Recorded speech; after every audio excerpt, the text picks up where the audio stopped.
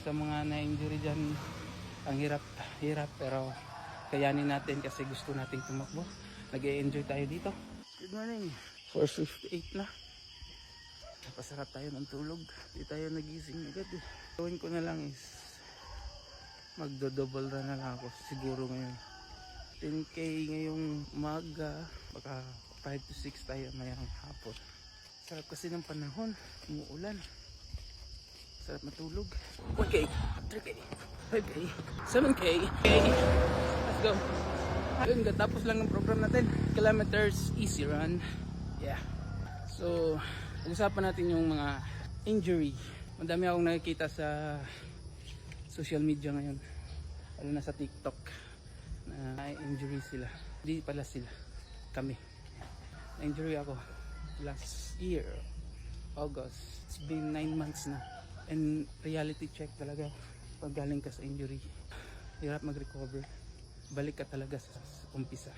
Kasi yung mga 5k dati hindi ka pa na-injury, easy lang yun. 10k, parang ang lapit na lang ng 10k. Injury ka, yung 5k para ng 10k. Yung 10k parang half marathon. Kailangan mo mag-build ulit. Parin nawala din yung disiplina mo. Yung 3:30 ng umaga, 3:30 AM.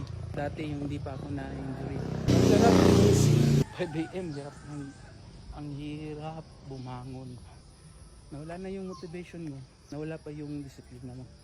So, yung alarm ko, 4.